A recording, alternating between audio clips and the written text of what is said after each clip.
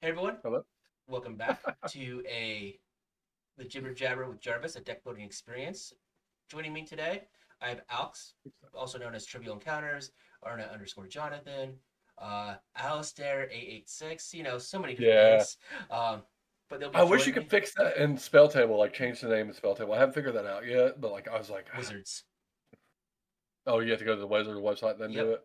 because it's tied to Oh, your okay. Wizards username, your Wizards email. Yep. Because it has But like that's all tied to my WP. My well, with I can't say WPN. yeah, It's going.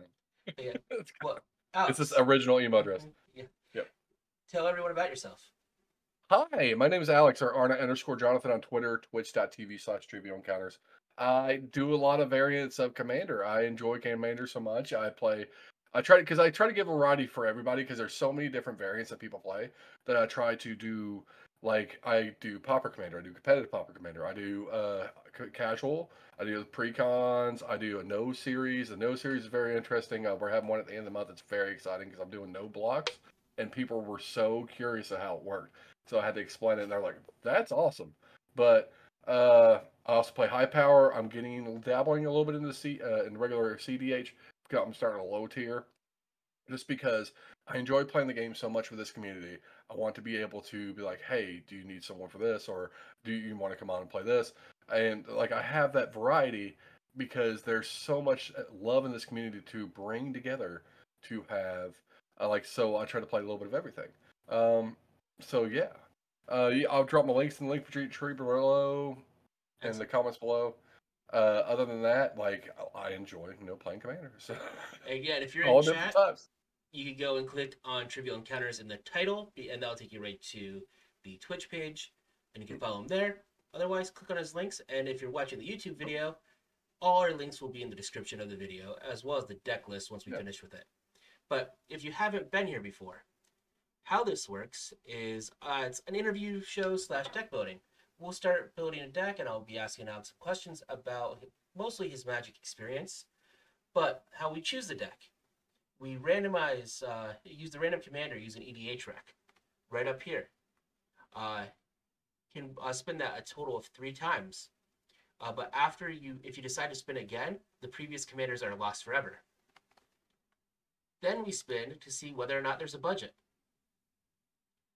As Spectacles and Blue said last week, this is the most complicated coin flip ever. But if it's no budget, can build it however he wants. If it's a budget deck, we then spin the dollar amount wheel. The wheel goes from $50 to $200 using $25 increments. And then we'll build the deck using Moxfield because Moxfield is a great website. But let's go and see what the first commander is. Yeah, yeah, First commander, Myojin of the Infinite yeah. Rage. It's a 10-drop 7/4 legendary spirit. When Uh, it comes into play with a divinity counter on it if you played it from your hand. It's indestructible as long as it has that divinity counter. And if you remove a divinity counter from it, you destroy all lands. So, so before we go this any is one of my first ever rares. This is when I started playing. I started Odyssey, and it was one of my first ever like rares that I pulled from a tournament deck. Uh, Jeez. yes. One thing I do No. want to mention before we go any deeper into it is that if you do spin a budget deck, the commander's cost does not count towards the budget. Okay. So you don't have to worry about keeping that in mind. But you're gonna spin it again. That's, I don't blame you. yeah. Spin it again. Yeah. I don't. Yeah. That's a high cost. It's still a cool card, but it's a high cost. Uh, Wow. Ravos Soul Tender. The rule I do have in place: if you spin a partner, you're just spinning that character. You're not Yeah. getting any of the partners. So Okay. Ravos Soul Tender, 3 white and a black, Orzhov Commander. Human Cleric with flying. Other creatures get +1/+1. And at the beginning of your upkeep, you may return target creature card from your graveyard to your hand. Yeah, I'm so okay with this, but I also want to find out what the third one is. I would actually like build this because uh, how do you feel? You want to build some Orzhov? Or you want to spin it to Oh, win it? it's up to you. I could build anything. Orzhov partners. Spin it to win it. Let's see what we Spin get. it. Go for Okay, it. you're gonna be stuck with this, whatever it is. Yep, I stuck with whatever it is. That is my decision. Nagao, Bushido. bound by honor. It's an uncommon commander, 3 and a white, for a human samurai with Bushido 1. And whenever it attacks, samurai you control get +1/+1 until end of turn. Kamigawa. Yeah. Heck of a card. Yeah. Heck yeah. Let's go. Okay. Let's do it. Budget or no budget? So, let's go and find out. Yep. Yeah. There. Oh, so you spent. Okay, I see what you're saying now.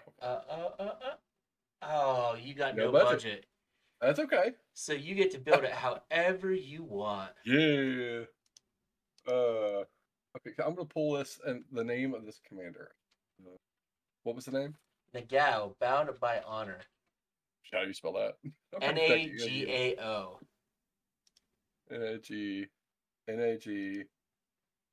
Nagao, bound by honor. There it is. Okay. Cheeto. Awesome. So, and it was great is that Neon Dynasty had so many white samurais with Bushido. It's kind of I love it. I had a Risiona deck. I ended up giving it away. Cardboard Combat actually ended up winning it, and there were some crazy cards in it. It was Risiona, and I had it as like a Bushido deck, and it was so fun to play. And then we had like a big charity. And I was like, I love this deck so much. I want someone to enjoy it too. Nice. It had like Prismatic Vista, Shadow Spear for just and some other amazing cards. And they're like, I can't believe you gave all this away. I was like, yeah. I was like, yeah. And I love Bushido. Like, so this is like about the time when I was starting to really learn how to play Magic. Sitting down, I was like 13, 14 years old. So it's really awesome. Well, I love it. Kamigawa was apparently some of Darth's first cards as well. Now, where do you want to start with building this? I always go, like, since here's the easy, well, like, I always go with my mana base, but since we're not really mana fixing, okay, which is great, we're not having to worry about, like, mana fixing and stuff like that, so, we'll move on to the next thing, which would be, I would go for, like, okay, so what's this deck do? It's going to be Bushido, and attacks or a samurai I control gets +1/+1 until end of turn. So we're going to go to creatures because we want to have some samurais. We want to like go that route of getting these samurai swole. So great news. We will just go and use the advanced search. Moxfield has the advanced search. It pulls directly from Scryfall. Oh yeah. So there are 29 white samurais. I know. I love it. Or I don't know if any of them are colorless. 29 that fit the white color identity for the deck. Yes.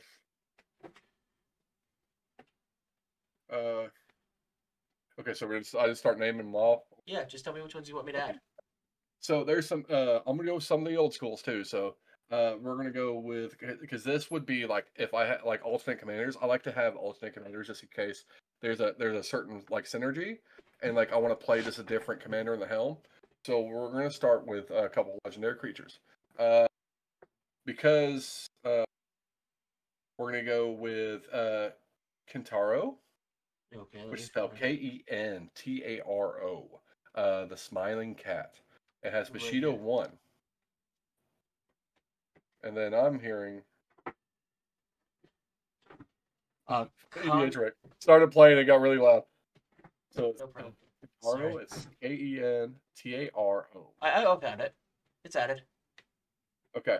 I don't know. I don't know if you have Discord pulled up still. I am sharing my screen with you in Discord, so you can see exactly. Yeah, that's all I'm looking at. Okay. I do. I have Scryfall pulled over here, so I'm like looking at these cards too. We keep getting a recommendation for Kanda, Lord of Iganjo, both from. Yes, Kanda, Lord of Iganjo would be one of the cards I put in there. Okay. Also, we'll talk about Planeswalkers. I love the sisters, but we can't have both sisters because of Narika Yamazaki, the poet. If it controls attacks alone, you may cast a target enchantment card from your graveyard this turn. Well, we're going to try to get, and there's also some samurais get bigger enchantments. Mm-hmm. So. How much do I care? Yeah, it might be a cut. So let's add Norika. It might be cut though. Got Narika in there. Let's go with yes. Kitsune the Dawnblade or Kitsune Dawnblade, which has Bushido 2, Bushido 1. Comes into play. You may tap a target creature. Okay. Yes, I do want that. Do you want the Blade Master as well? Yes, I want the Blade Master. Oh yeah. Lord of mercy. I'm about to turn you off. This ad keeps playing on EDHREC. It's like, oh god, it's so loud too when it comes on. Yes, we want the Iron Soul Enforcer. Whenever, because we are going for the Bushido. Because whenever a commander attacks alone, you may turn target artifact from the graveyard to the battlefield. So and then there's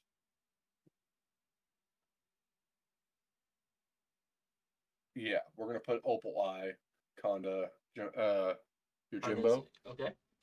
Yeah. Just reading some of these Bushido ones. Samurai Warrior Trex on tap target creature. Permanency control, put in the graveyard, move from the game instead. Samurai the Pell Curtain. There we go.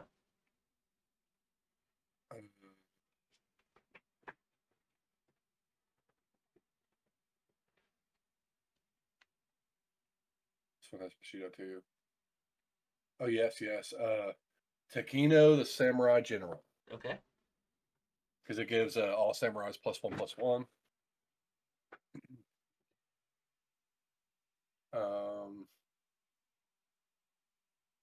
Our Araba Moth Rider. Araba Moth Rider. That's Bushido 1 and flying. Back up top. Okay. Selfless Samurai, because if we want to try to protect our we can also sack it. We can sack the Selfless Samurai to give indestructible. So that's okay. The Blade Master. Let's see here.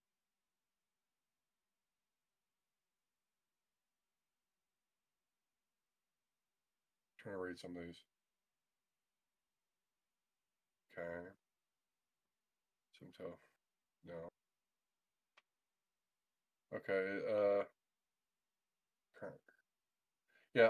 Sensei Golden Tail, which is also a legendary Fox Samurai. You know, as much as I love the Dividing Top, I never knew what the Sensei was. I guess this tells me. Yep. It says the Golden Tail. This is the Dividing Tops. Yeah.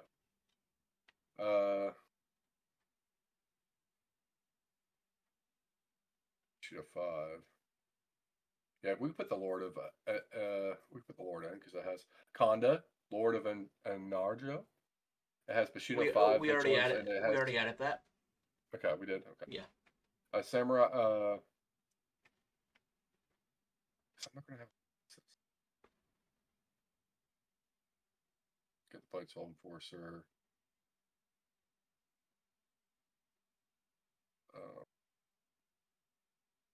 Go up. Got the Moth Rider Samurai. We did not get the Moth Rider Samurai. Yeah, get the Moth Rider Samurai because it has flying.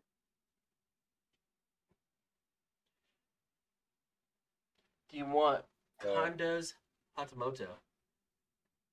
Yes. That's what I was looking at. I'm actually looking at Conda. It's on the. And did we get the cats? We got the Kitsune Blade Master, didn't we? Yep. We got the Kitsune Blade Hand of Honor. But the protection from Black and Bushido 1. I mean, it's good. You never know. Yeah, you never know. And it's for me, it's always fine to go and add it and cut it later. Yeah. So how many creatures are we up to right now? I don't know. Let's look. 15. 15. Oh, we're gonna go a lot higher than that. Let's go with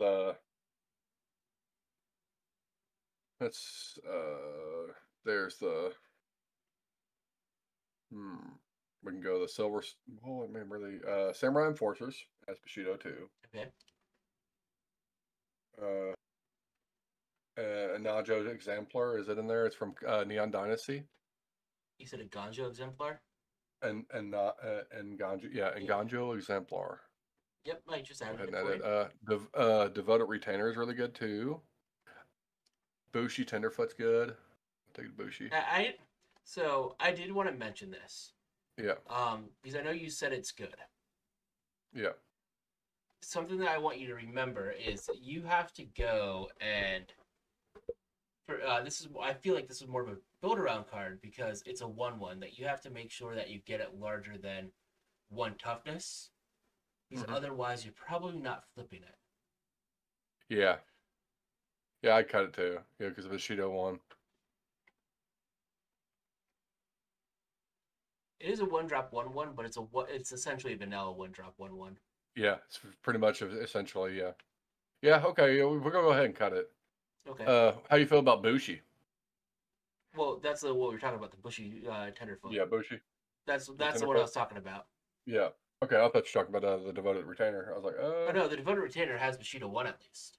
So yeah, that will at least be a 2/2. The Bushy Tenderfoot doesn't come with Bushido naturally. You have to flip it to get Bushido. But to be able to flip it, you have to make it that it doesn't die to 1 power, essentially. Because it's just a 1 power 1/1 that has no abilities. And unless you're planning on playing Indestructible or stuff like that, and you put it on this card, it's probably just going to be a vanilla 1/1 for you. Okay, so we're gonna get Indebted Samurai and Imperial Subduer. We'll not put Bushi in. Okay. Then just looking at your screen. Scroll down a little bit more. I don't know how I feel about Alabaster. I need to read Alabaster. I saw it down here. Alabaster Host. It's an ETB that exiles target creature. Acts like an O-ring effect. Yeah, so it has an O-ring effect. Yeah, that it's just a target creature an opponent controls. Yeah. But then it also has plane cycling too. Yeah, that could be useful. Okay. And then what are we up to now? We're at 21 cards. Okay, so I'm gonna add some non-samurais. Okay, before we go there, first question for you. So, I know you told us a little bit about where you started Magic, but tell us, how did you start in Magic? Why did you start in Magic? Like, what set was the set when you started? Okay, so it was 12, I think. This is back circa, let's say 2002, 2003. I had some friends in high school.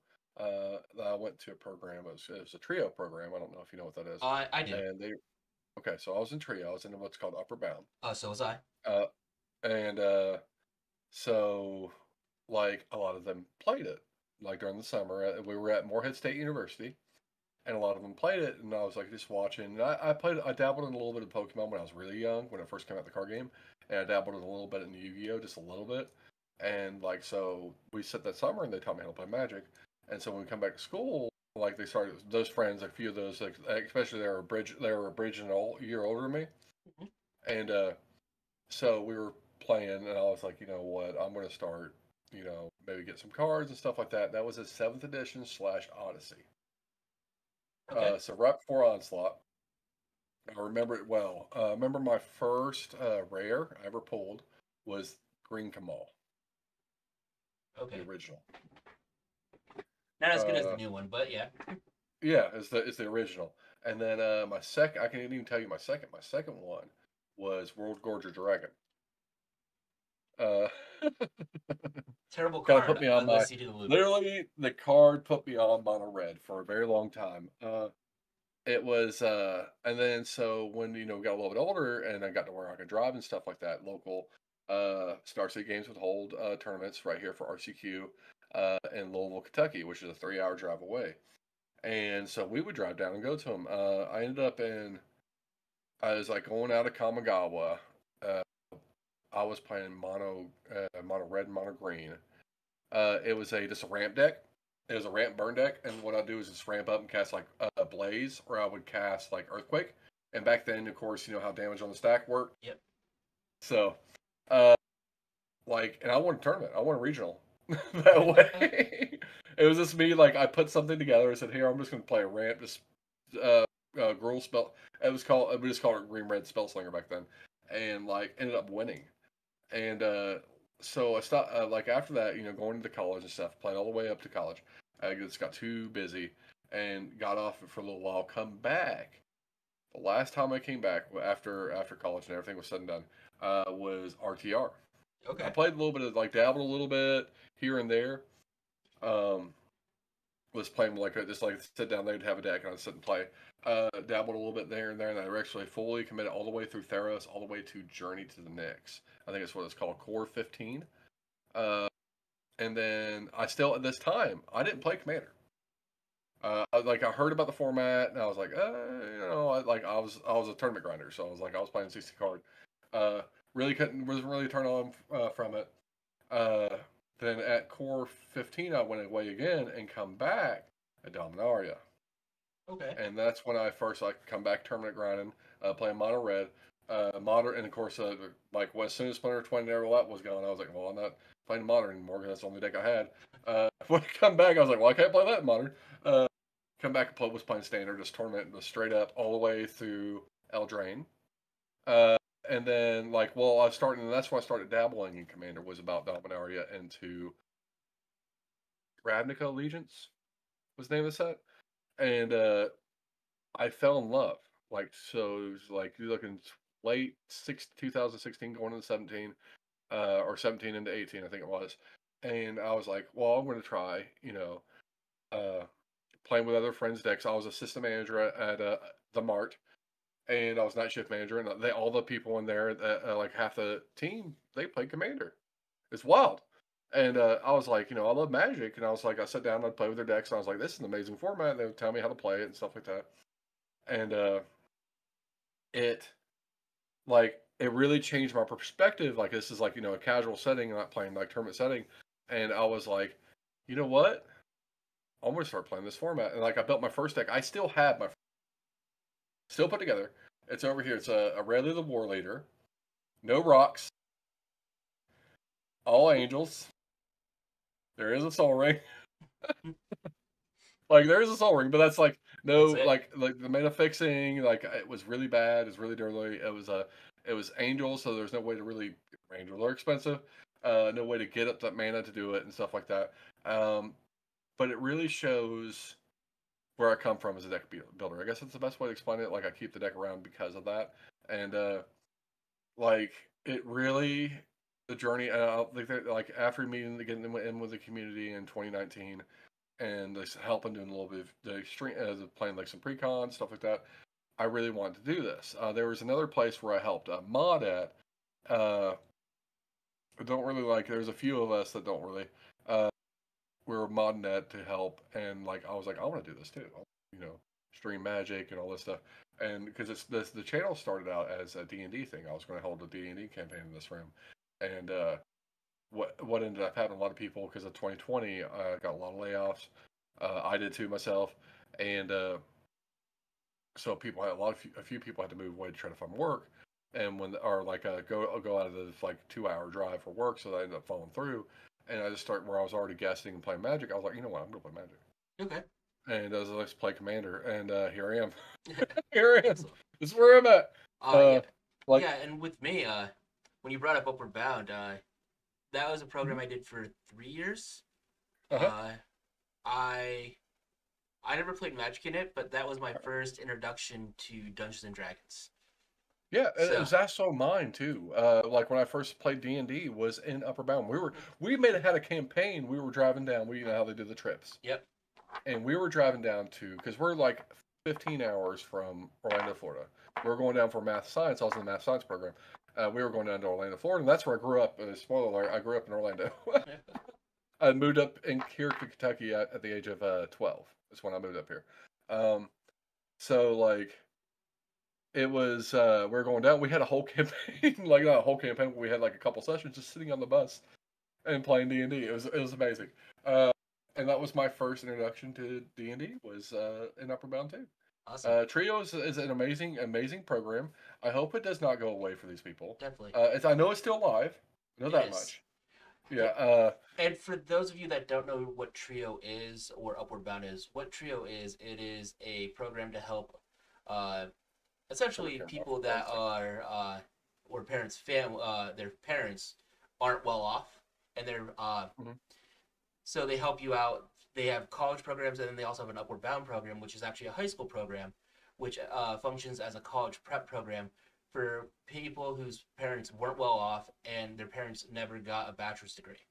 And what it does, it helps you prepare for college, and you go into a summer program, do some more learning over the summer to help you go and get more prepared and hopefully succeed when you go to college. Yep. I was not one of the success stories. I ended up going to the same university, uh, which was Morehead State University, um, and went to college and got it. But it wouldn't have been without them. I Yeah, TC'd for a summer. It was amazing. awesome. It was like, an amazing experience. It was like Definitely. one of those things I still impact today. Some of the memories that I had with some of those people back in high school. Uh, and it's amazing. Oh yeah. And a lot of this stuff I wouldn't be doing because like I really got into magic doing this, like doing well in Upper Bound, I guess. Yep. And we wouldn't be around. Oh Like definitely. I mean, I don't think I would be. But we did go through all of that.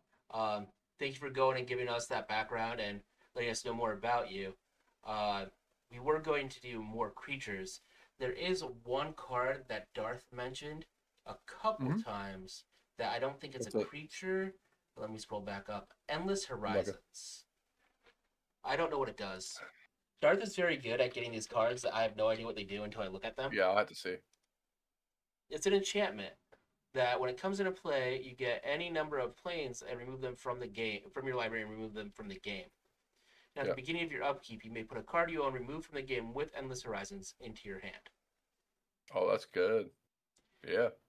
You and I had I was two thinking. I different was thinking. reactions to it. I was like, well, I mean, if I was playing white and I don't have a budget, I'm gonna put land tax in. Okay. Yeah, so Darth will put this one in for you. I might never ever play it because depending on how expensive this deck is, I might build it. so we'll go and add Atlantex there. Yeah, land But tax. We with Smothering Tithe. oh yeah. What's Well, your curve at? So let's talk. Okay, like, cause I don't. I run this in one deck. I run Smothering Tithe in one deck because it needs it. It really needs it. your mono Uh, white needs it.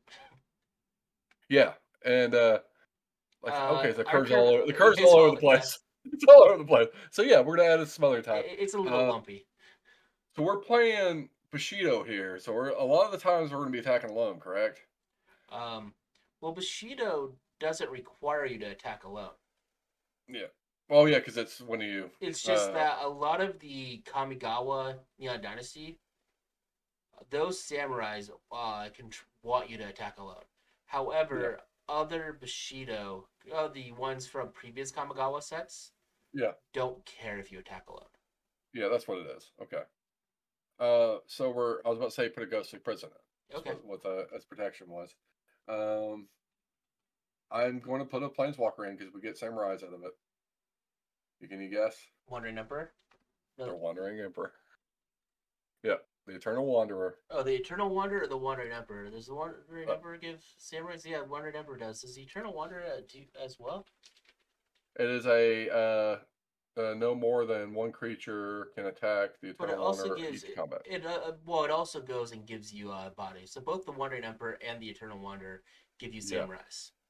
yeah, that's the two. Yeah, Um, want to grab. They give us speak our samurais. speaking of going with There's samurais, and uh did you want to go and add Roaming Throne? yes, because that's what I'm looking at. I'm looking at the like other creature cards that we would like to add that are not the samurais. Uh, because we're gonna have to get these samurai swole, too. Um, Um, JJ is recommending Chivalric Alliance. Chivalric Alliance. Dude, what are these cards? Whenever you attack with two or more creatures, draw a card. And then if you pay Yeah. two, discard a card and get a 2/2 white and blue night creature token with vigilance. Yeah, that's actually pretty good. Why am Well, I I was not going to say playing? mentor. I was going to say mentor of the meek, and then looking at our curve, I'm like, Why am I not playing this in my mono white deck? that's actually a really good card. I was thinking mentor of the meek because like another creature power 2 or less enters the battlefield. A lot of the samurais are 2 or less. The only problem I have with Mentor of the Meek is don't you have to pay for it? Yes. So if you want something like that, you could go with Welcoming Vampire and you don't have to pay for it. Or no, that Oh yeah, Welcoming there it Vampire is. Welcome to Vampire. is mana value, right? No, it's Yeah, power. It's it's power. a whatever power 2 or less. Yeah. And then we'll go with welcome to Vampire.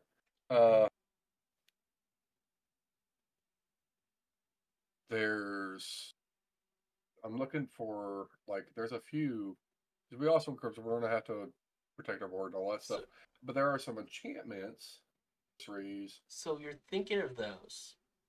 Yeah. We have a little bit of an insight on what you do when you're trying to build a deck. But what is your deck building process and your deck building philosophy? I try my best to like I have like if I have a theme, see whatever the theme is. Let's go with this like Bushido. I'm like okay, these are like what cards do I have with like I usually try to first build a deck out of my bulk what I have before I start ordering a bunch of stuff, and I'm like okay so let's see what cards do this, and then after that I'm like okay so what can help support this theme. I guess the best way to explain it. So I look for and then I try to really stick around a theme like this, for example, Bushido. I would be like, okay, so this is the type of plan I want to go with. How do I want to win? I want to like with this one, Bushido. I want to attack with a bunch of samurais and try to win the game, swing out, and win the game. But so that's what I guess that's the thing. I always try to stick with a theme. Like my mono black projects and my mono color projects, I try to stick with a theme too. Like if like I want to draw a bunch of cards, I want to bring a bunch of stuff back. I want to just be stompy. I'm gonna play. So I try to my best is a theme. What and then build around my commander, of course. Okay. Always try to run 3 alternate commanders in the deck because I want to see how it tests out. So you'll see like if I ever like I build a deck from scratch, you'll see me play it, and when I play it different, I'm always playing a different commander to try. So. Um, and that's one of the other philosophies is I try to build around the commander, find alternates just in case to try those as well. Excellent. But yeah. Okay.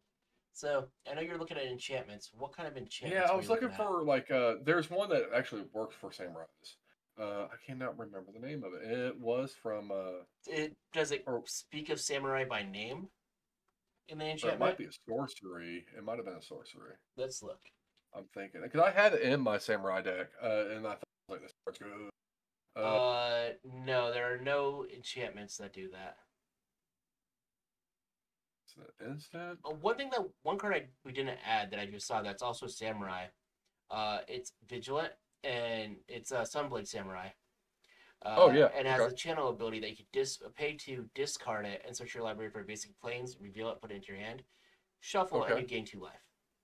Yeah, let's go with it. Okay. Just I saw that was a samurai. Um, I wonder. Got the land tax, got the smelling tide. Cathar's Crusade. Cathar's Crusade. You can play Jarvis's favorite card, Coat of Arms. No, I'm joking. You saw how I'm that works joking. against you. I know. But there's also great cards like there's the Vanquisher's Banner. But we're looking at enchantments, so let's go there first. There was I cannot remember the name of the card. It was one of the things so like it was like you get a bunch of samurais. I cannot remember. There is no card that is It an might have been. It enchantment that might be mentions in. samurai. It might be in red and white, and that's why I can't think. I'm not thinking of it. Let's just do this. Oracle text samurai. I know we're gonna get all the samurai creatures again. There's Call to Glory, which untap all creatures you Call to control. Glory.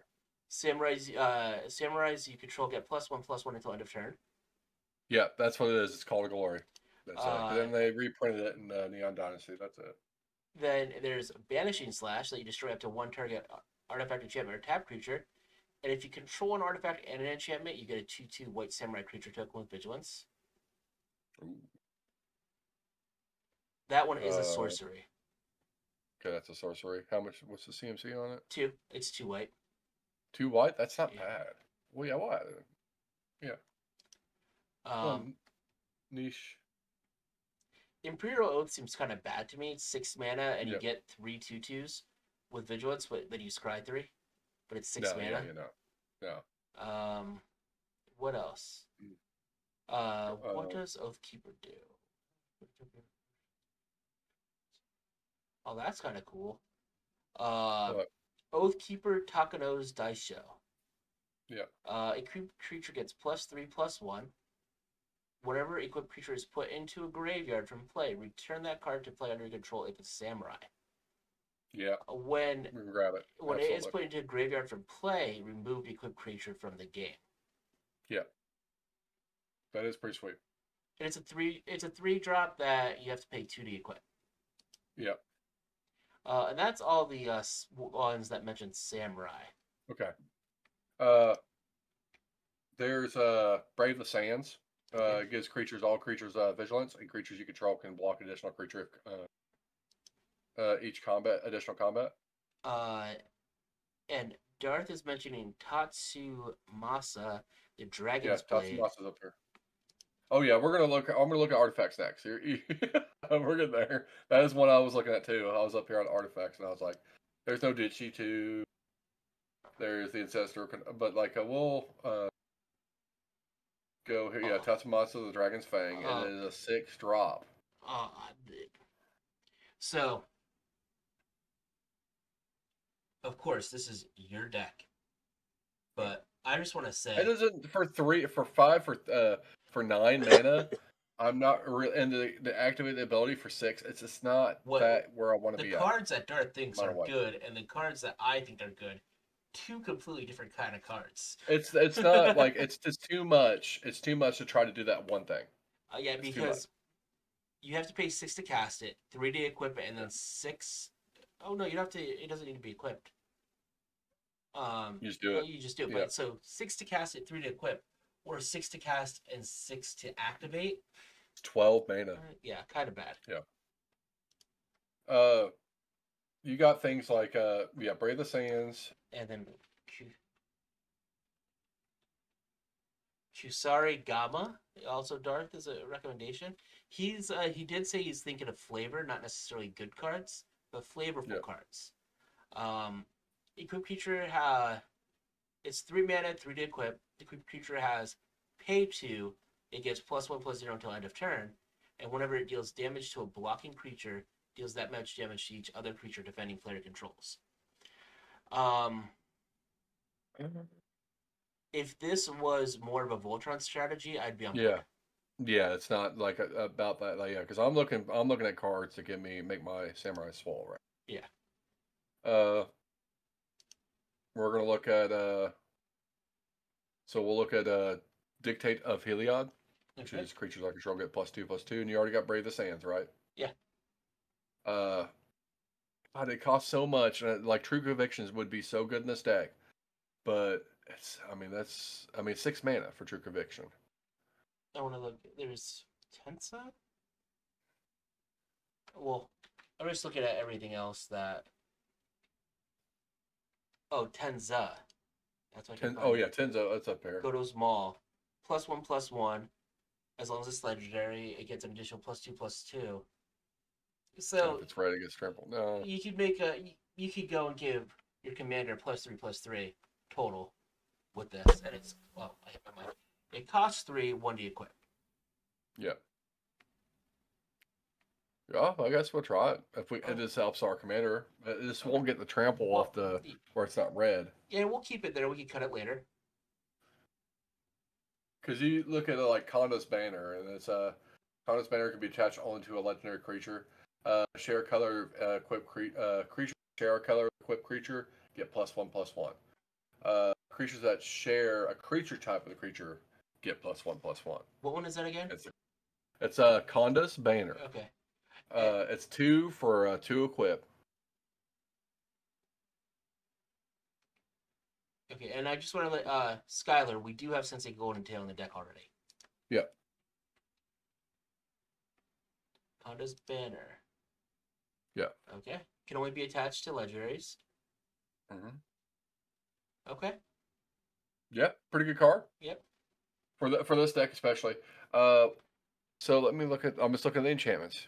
We got Endless Horizons. Got Ghostly Prisons, Land Tax Mother.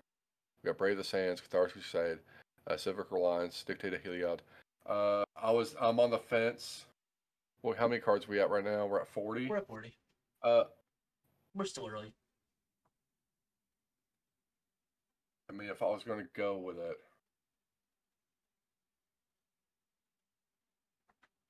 I mean, yeah, go ahead and throw True Conviction in, I guess. Then we're gonna look at some little bit more artifacts. It's funny. You mentioned the first deck you still haven't put together because you still go and look at it and see where you grew from as a deck builder. Yeah. My first deck I ever built for myself was a 5-color Eldrazi deck. Yeah. I don't have the first version of it there, but what happened is I got the Gideon Spellbook. Mm-hmm. And it's a 5-color deck, and I tried to put True Conviction in it to start off with. Yeah. Yeah. Yeah, so we all know the problem with that. 3 white pips and a 5-color colorless deck? Problem. They want to know if there's anything that grants Mass Bushido. So we'll just do Bushido. Yeah, do Bushido. That's what I'm trying to look too. There's 21 cards in here that have Bushido of some kind. Most are creatures. Invoke Justice. This is another card. Return target permanent card from your graveyard to the hand. Oh, Invoke Justice is very good. Yeah. It's funny, one of the cards that showed up for it is a sticker card. Is a sticker card? Yeah, if you it has Bushido too. It has Bushido too. But no, there's nothing that gives Bushido en masse. Yeah. But so you want Invoke Justice is a great card. Yeah.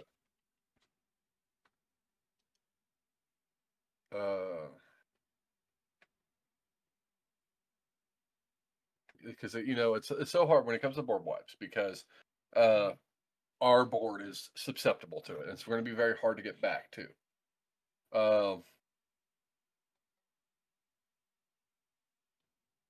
So I know you're looking at board wipes right now and looking at other ideas. This is the section of the show where I ask you about non-magic. And JJ, we do not have a budget limit. No. About a non-magic. So I know you're really big into Pauper Commander in general. You play D&D. But what is your non-magic hobby that you participate in? Besides those two things. Yeah. Besides. What's your other love? I love Final Fantasy. Love it. Like awesome anime. Okay. As you can see, enjoy. I'm very much an anime enjoyer. Of course, all time is any of the Dragon Ball series, of course. But like I'm a very wide, vast anime enjoyer. I love Final Fantasy. I play about and like the Persona series. I'm gonna try Friday, tomorrow night. I'm gonna try to stream the new Reload. It's the remake for Persona 3. It's one of my favorite games growing up, and I can't wait to see the remaster of it. Of course, I know it's not for everybody, but that's okay. RPGs. I love RPG games. I guess that's the biggest other hobby. Is like I play everything from Mass Effect. I play everything from Genshin Impact to Final Fantasy. So it'd be RPGs. I enjoy sitting down and just playing a good role playing game. I really do.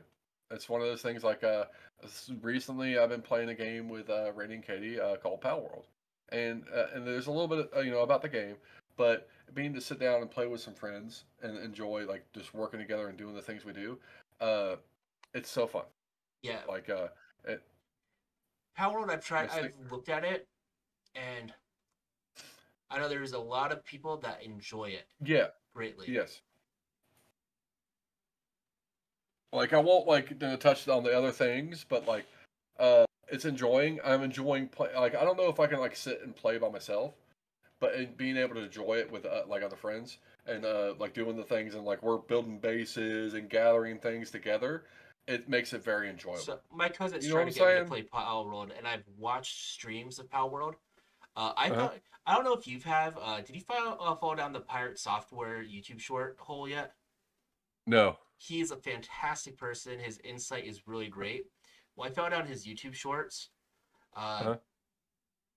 but he's a game dev. He used to work for Blizzard. Yeah. His dad used to work for Blizzard. His dad, you remember the fat WoW guy in South Park? Yeah. That was modeled after his dad. Oh wow. Um, but he was playing Power World. So I watched him because he's enjoyable to watch, and he Yeah. has a really nice soothing voice. Um, it reminds me too much of Minecraft for me to want to play it. Well, that's like me. I only play survivor builders with friends. Like Because I can't sit down and play them by myself. But if I have other people and we're trying to do like reach a goal together, it makes it enjoyable. You see, you know what I'm saying? yeah. Oh, So, I know. I don't play. Actually, Arena is probably the only single player game I play anymore. I don't really oh, play like single player I games. like role playing games. Like like I said, I play a little bit of Genshin Impact. I play. I've been playing this games like that, like Final Fantasy and stuff like that. That's about like I love RPGs, and this I think it's a story. If it's got to have a good story, and like you'd be surprised. Like Genshin, I've been playing a lot of that lately because surprisingly the story's really good. And I know it's a gotcha, but it's also an RPG with an adventure. I've always been since I was a tiny child, love Pokemon. Uh, and I've been playing them ever since Blue. I'm the original, like my original Game Boy. Like it was a big old gray Game Boy, had one of the magnifying glasses with a light, and I would sit and play Blue. You know, uh, I love like that. I think that was like you when they come down to it, it's like that and the original A Link to the Past. you Okay. young kids do not appreciate having to go and have a game system where you had a magnifying glass and a light built into it, Yes, and then like and a battery pack just to make sure. yes, and then you had to like if and then you'd be so upset if one of the battery sets died. Yes, Because they both had battery sets. because those games weren't backlit. Uh, and Uh, like that's the one thing. Like I love RPGs. Like it's always been my thing. Like I have like it's just me. Like some people enjoy puzzles. I enjoy sitting down and playing a good role playing game. I so guess who was your original starter? my original starter Yeah. was actually Bulbasaur. It's my original. Okay. Uh, Me too. The first time I played, second I picked Bulbasaur. second time I played was Squirtle. And later, like, cause my brother was like, "Oh, I'm playing," because he had red, and he all day Charizard. My love for Charizard was hated at first until later in life, like later down the road, like maybe Gen Trade 3, Gen Cable. 4, uh, like because like he would just try to beat me to the ground all the time, and we would have to remember back then we used the link cable and we'd have to fight. So, I know it all so well, all too well. But but because get we're the same age, yeah, close to it. Yeah, Jarvis around that same and age too. He the knows. we and that's like my love for Charizard came later. Like and then when I was like when Gold and them came out, I was like I'm playing the Fire and I was Cyndaquil and like I love Cyndaquil. I still do. And the other ones are great too. Like the first couple gens, like the new game. I love the new game. So Love it. I'm not gonna lie. I picked my starter Pokemon completely based off how they looked and if I liked how they looked. I didn't care if they were water, I, fire, grass. It was all about how they looked. I was like the whole like I went through like because someone did a quiz one time where we picked like which ones we like as we played the games. I had more fire starting like every game that came out starters and anything. I think like that's where my like I said love for the fire element in Pokemon came later. But like I enjoy it. Oh, Like see, I my favorite Pokemon will always be Snorlax. well, always Always it's one Snorlax. of mine. Snorlax. My of course, my top favorite Pokemon of all time. I thought it was the coolest thing. So when the original Gold and Silver come out, that there was another EV evolution, and that the only way to get it, you had to play it dark. Thought it was the coolest thing ever, and I love Umbreon. Okay. You know, my second favorite is Snorlax. Yeah, so my favorites are Snorlax and Munchlax. These are Yep, both living the dream. yep, love them the dream. But I think that's like when someone asked me a question one time, like, "Who's your favorite Dragon Ball Z?" Like superhero, like of the crew of the cast, and it was like Goku. Like, oh yeah, blah, blah, blah. I was like, no, it's because he's so lovable, and he's a big dumb, and you gotta love him. well, You just, you know what I'm saying? oh, definitely. Well, I don't know enough about Dragon Ball Z to agree with it, Yeah. but yeah, I know where you're coming from. Uh, It's just like you gotta love like he would make the most poorest decisions, but you love him because he's such a good person. Uh, but getting back to our awesome deck building, um, one card that like wasn't mentioned by crowd control was Mhm. flawless maneuver. Yes, that is one of them. Okay, that is like one of my picks, and also Teferi's Protection. But like, okay, I played Teferi's Protection one deck, and Jarvis has actually played against it. But remember my Zur Eternal Schemer deck, Yep. because like the board state was very fragile, but when I got a board state, it was very like it made it seem oppressive because of the hexproof lifelink and that stuff. But like that was the only deck I did because I was like, if it happens, it happens. Uh, Is but also this because of how this deck is built, I'm like, I'm not like I want to get some interaction, of course, but I'm like, how do I feel about board wipes? You know what I'm saying? okay? I'm just Uh, my mind is blown that like clever concealment and flawless maneuver is 100%.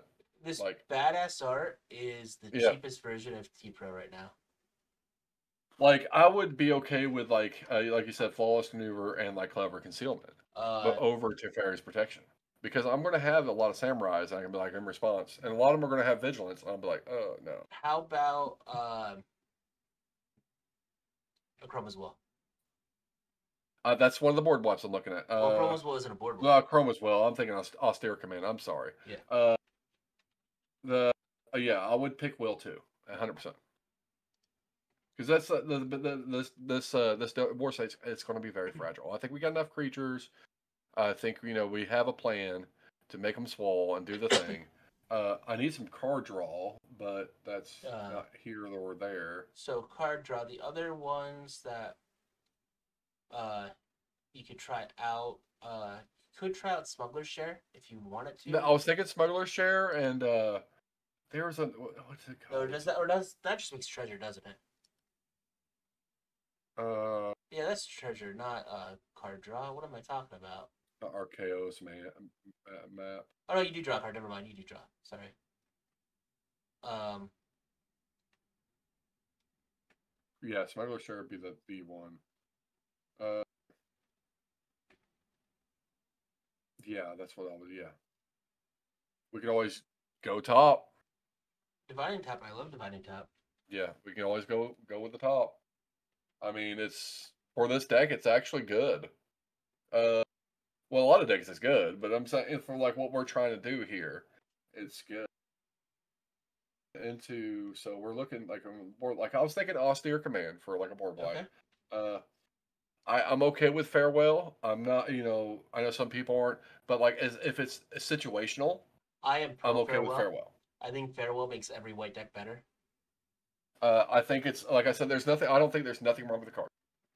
It's very situational, and like it's how you this like we were talking about it earlier today on Twitter. Uh, like board wiping for spite versus board wiping. Uh, like because things need to be done with. But like, there's not a lot of board wipes I would add to the like a lot. I want a couple in the deck just in case.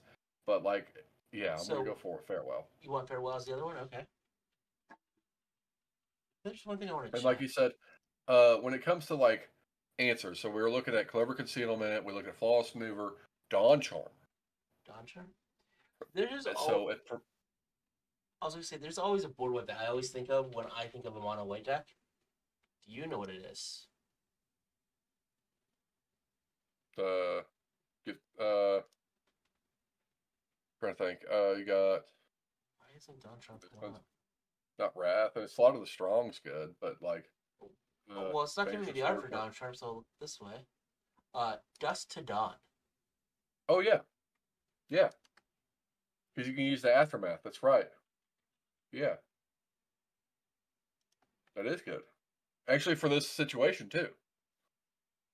Yeah, absolutely, 100%. You do have a lot of creatures with less than 2 power when they're in the grave. Yeah, a lot. Yeah.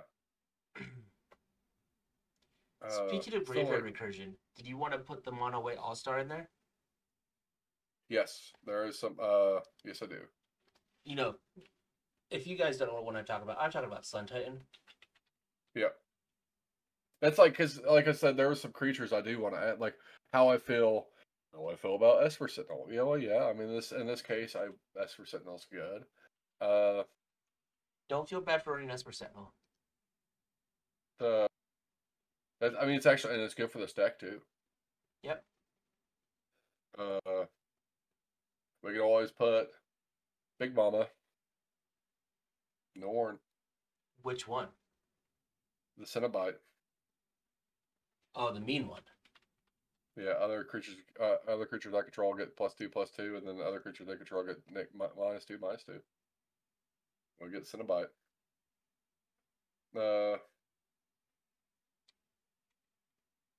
I mean, AO the Dawn Sky is good too. AO the Dawn Sky went down that much. That's $2. It was never that valuable, mostly because It was like up there. Like I remember I was going to pick one up. This is like last year. I think I picked it up at like $12, $14. I don't remember it really ever being above 10, and the reason why is because it was never really standard playable. Yeah. It was played in standard, but it wasn't like a standard staple, and it's really not played in any Eternal formats. The one that what about Harsh Mercy, and the one that goes well with the Go Wide board, of course.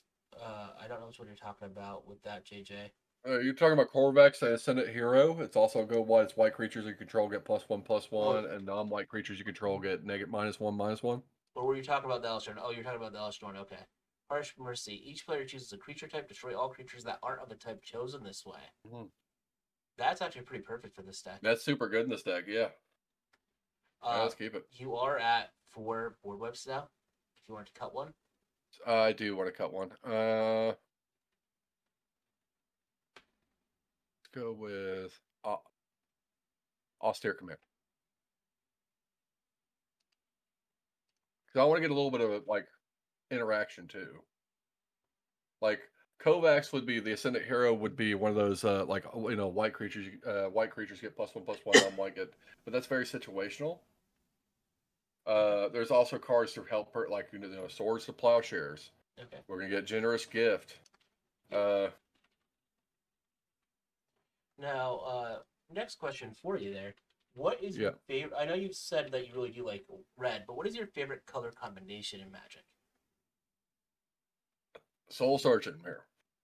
Like what are we going like this dual color, 3-color? Color combination in general. Okay, I always say this.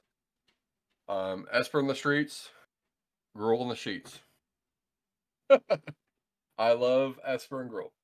Always have. I found a love for Gruul over playing Commander. Like, cause I like a lot of the synergies and like decks I want to build around. I have like 6 Esper decks. Like in like Esper 3-color Esper is probably my favorite. Okay. So what you're really saying is you love 5-color. It's pretty much like yeah, because like Gruul, I love Gruul too. And like when it comes to, like I'm just building dual color deck and I want to do the one thing. It's always Gruul. Like I love Gruul when it comes to dual color. 3-color is Esper. I love Esper. I play a lot of different. I have a bunch of different Esper decks. Okay. I still have Aminatu. I have a mean Aminatu. I don't play on stream. I don't play it at all. But that's going back to like interaction. Eternal Haze Okay. is a mono fog. And how about your favorite creature type? My favorite creature type Yep. is honestly it's dragons. Dragons. Dragons. It's always has been. And then angels. Like if I pick a second, it'd be angels. You said Uh, Eternal Haze? Eternal Haze. And what it does is I it's don't. prevent all damage that Let's would be just look up dealt. saves. Ethereal. It's ethereal. I'm so sorry. Oh, It's there we go. ETHRE. Yeah, ethereal haze. It's a 1-drop fog. So, just gonna let you know, JJ does not love your inclusion of farewell because you can't really make it one sided. Out of all the over austere command, dust to dawn, harsh mercy, it's the only one out of Yeah. those that you weren't able to make one sided. Well, I'll tell you what, Jay. Wait, Jay, we'll cut farewell and put austere command back in. How's that? Like and we got Call to Glory. We ended up getting that. We got this. We got the plowshares. We ended up getting a Chrome as well too. Yeah. Flawless Mover. Stroke of Midnight. What is Stroke of Midnight? It's generous gift, but it's from Well. Yeah. Not Well. Oh yeah, Well. I always forget about Stroke of Midnight when I'm building decks because it is rather new. Yeah. The only difference between generous I should say that one. There's two differences between generous gift and Stroke of Midnight. One, generous gift is any permanent. Two, the size of the creature you give your opponent. Stroke of Midnight gives a 1/1. Generous gift gives a 3/3. Yeah. And it's for 3 too. That's actually pretty hot. Yeah. Unbreakable Formation. Okay. And we got the Dawn Charm. So something I do want to bring up. Right now we're at 61 cards. You haven't added any lands, and you don't have any mana rocks. If you want to use mana rocks around. So we need to do Ring. You said Ring? Yeah, Soul Ring. Oh, Soul Ring. I'm like, which ring? Yeah. Which commander staple that has Ring in the name? A Soul Ring. We're gonna go Pearl Medallion. Okay.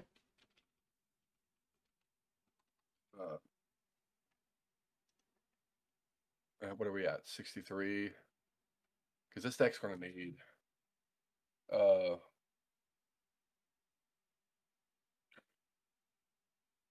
What's our curve at? Do you want to add Nykthos Shrine to Nyx? Yes, I want to add Shrine to Nyx. Right now, without lands, it's 3.45 is what you are at for the average mana value. You do have a 9-drop that isn't actually a 9-drop. That's skewing the curve. Yeah, we're wanting to go like Nykthos. We're gonna get a Rogue's Passage in there. I can't remember what. There's a good one. Did you want Arcane Signet? Do we want Arcane Signet? I mean, it is another rock just in case, I guess, yeah.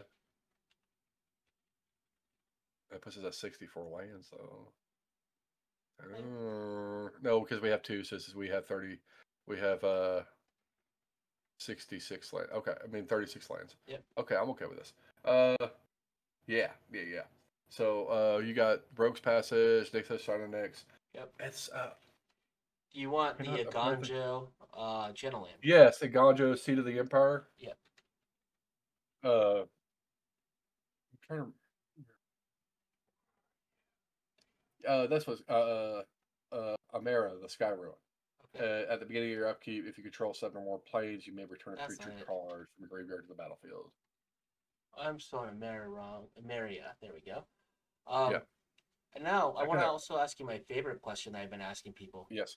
1 second. How about I go run to the bathroom? Okay. Before we do, be real quick. That's the next door, so I'll be right back. Okay. So chat, keep going and throwing those suggestions in. I will let him know about Mindstone as a suggestion. But we are getting really close to going and finishing this off here for the deck.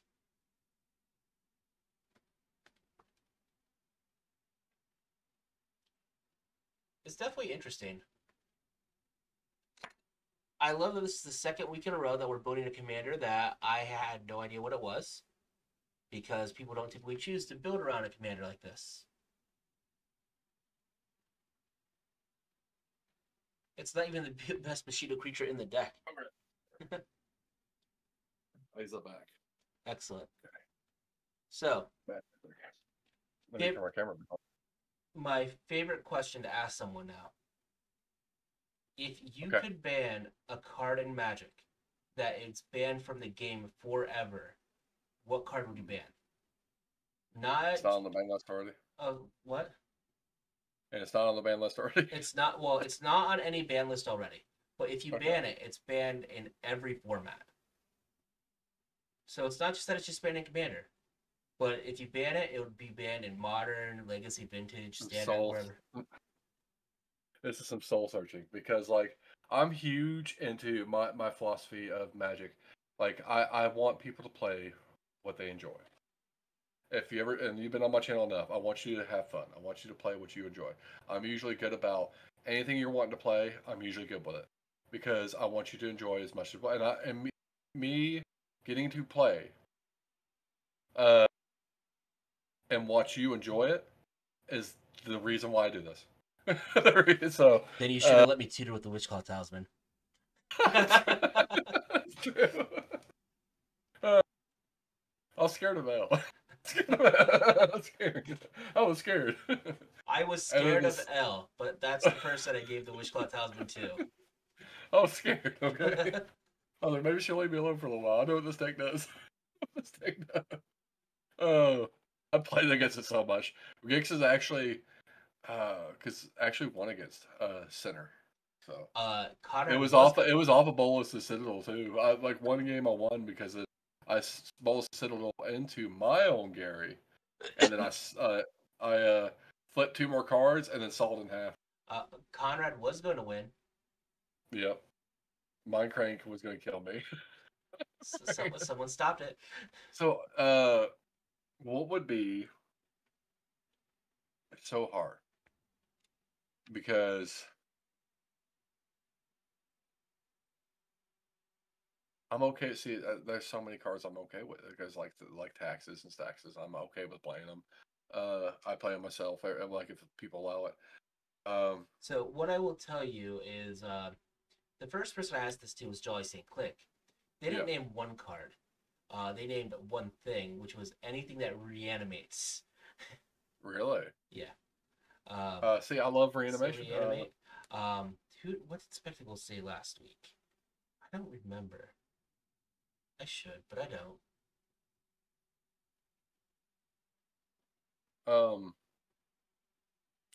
There is one card, and it's one of those things that, like, if going into a Rule Zero and someone says, I look at their deck and I see it in it, I'm okay with it. But like that feeling, like I guess it's the bad memories of like people just doing it and you don't know, and then people like would have to be expropriate. Expropriate? Okay. Yeah, would have to be expropriate. I was waiting for you to name a Pauper All-Star. You went with expropriate. Well, a lot of people, it would be for that, and Pauper All-Star would be Pestilence. It's because it's like the most played card. It's in the meta. It's on top. It's one of the only board wipes besides Script Rats. And like, I love the card. I played in my competitive Pauper Commander deck. It's the only deck I played in. And like a lot of people ask me what's one of my favorite cards of all time. And it is a common.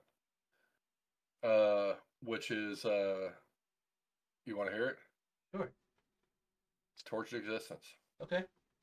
It's one of my favorite cards of all time. When I first started getting into dabbling into a little bit of Reanimator when I was young, it was one of those cards. It's such a good card. That and Ashnod's Altar. It's also a common. A lot of people don't know that. Got downshifted. People don't know that. Well, it's been getting upshifted, I should say, recently. So yeah, of course, yeah. But so Skylar does mention a couple other cards. Cathedral of War. Yes, let's read Cathedral. It enters tapped, has Exalted, and it taps for colorless mana. That has Exalted. Yeah. Yeah, that's a good land. And then we have Cavern of Souls as well, was recommended. Oh yeah, Caverns of Souls, absolutely 100%.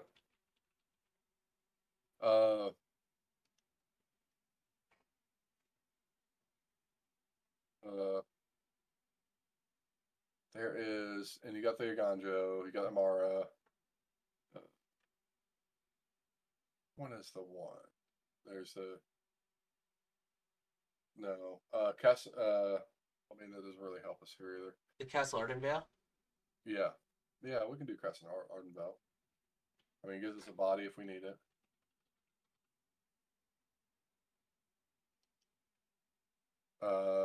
We got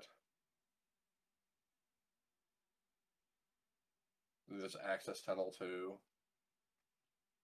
That's one of the new cards.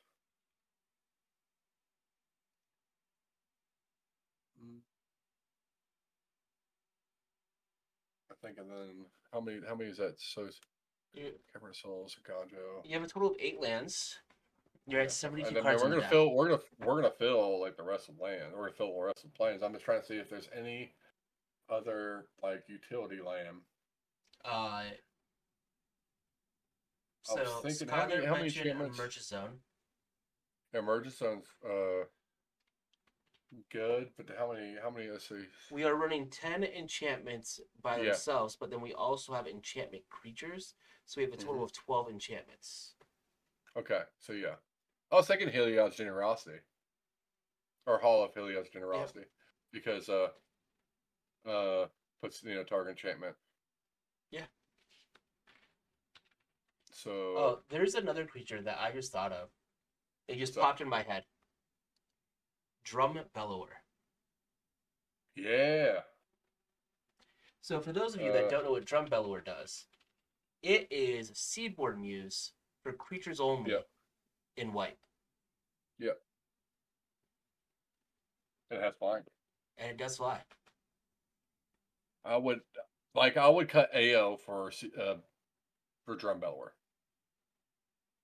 So what I would say is right now you're at 10 lands. If you keep Drum Bellower in and you just fill the rest with lands, you would be up to 35 lands. Don't know if that's where you want to be, if you want it to be higher, want it to be lower. Look at the curve again. So what's the average curve? Is 3.4? Without lands. Yeah, I would be okay with 35. Okay. So yeah, we'll just fill the rest of them with planes. Okay. You just want 25 planes? Yep. I think we're good on. Like I'm Temple of the False is one of those cards that's a fill bet early. But it is good later. But like it's still like I'm like I don't know. I think I go 25 planes. So we're at 100 cards. 100 cards exactly. Yeah. So that looks awesome. Are there any changes you want to make right now? No, I'd run it. I'd run it and see where I got. And you mentioned value. You didn't know how expensive it would be. Just shy of $400. Okay, let's do this. That's not too bad. There's some big hitters. Yeah. And like if we took those big hitters out, I'd say it'd be close to shy to 200. Yeah, it was like 387 is actually what it came to when I updated it to cheapest. Yeah, so it's like even if we took the big hitters out, like you're still looking right at under 300. That's pretty awesome. Now, that's pretty awesome. Next step, what do you want to name the deck? Let's see here. I always go with like what? So if this is a samurai deck, I would always go with Quell. Like when I name my decks, it's like, and sometimes I look at flavor text. So let's see if I love all these guests because they're all more exciting. Have better names for decks than I do. This deck, if I named it, would be Nagao, Bound by Honor, Commander deck. Here we go. I have taught you all I can. Take this blade.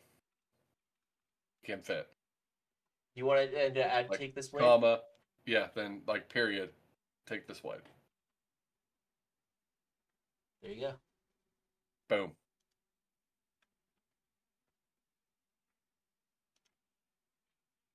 So sometimes I do flavor text, or I look for like if since a samurai type deck, I'd go get like quotes from like famous samurais, and like that would be it. Like my most recent one is my Lathril deck, and it's I put it back together finally, and like changed a little bit of it, and I renamed it as like go to the elves for counsel, they will say yes or no, and Okay. that's from Lord of the Rings. Uh, but like and like some of my typo decks, like I'll look for like if I have a theme, I'll try to like flavor it with like a flavor text. Like on my Vorniclex Stompy deck, it's actually a quote from Vorniclex. It says, "Those who don't submit shall be turned." Nice. So one thing I did want to mention, just going over what we did, you do have 30 Yep. creatures. 23 of them are samurais, so you did stick with the samurai theme very, very strongly. Yes. Um, Hell yeah. 2 planeswalkers, Mm-hmm. both Neon Dynasty, or from, both from Kamigawa, even if they're Yep. not Kamigawa sets. Mm-hmm. 5 sorceries, 11 instants, Yep. 10 artifacts, and 12 enchantments. And the rest are Yeah. lands. 35 lands. Yeah, this curve is actually pretty decent. Yeah, for 35 lands. Yeah. And yet again, essentially Yeah. subtract 9 from the total amount and then add 4. So you subtract 5 total. So it even brings the curve down a little bit more. Like it'd probably be a curve. Like Maybe like it's a bit 3.39. 3.4. Yeah, somewhere Yeah. like that. But So okay, it's a good curve. I think it's a good curve. excellent. Well, Yeah. I want to thank you for joining me. Why don't you remind everyone about who you are again? Okay. Of course, like Jarvis said, uh, name is Alex. Arnett underscore Jonathan on Twitter. Twitch.tv/TrivialEncounters, where you can find me every Monday and Friday playing something. One of the variants of many styles of Commander, which includes Pauper Commander, Competitive Pauper Commander, High Power, Precon. I do casual. I do a little no series at the end of the month. Try to, or I go to another thing. We've been playing dabbling a little bit of Pendragon, so we've been doing that lately. Uh, but yeah, other than that, yeah, I mean, follow me on Twitter. I make memes. Y'all know me. Y'all know me. Excellent. And yeah, yet again, you can find all the links, both for Alex and myself, in the description of the video, or if you're in chat, click on Trivial Encounters in the title of the video, and you can go and follow Alex that way on Twitch. But thank you again for watching, and I'll catch you next time.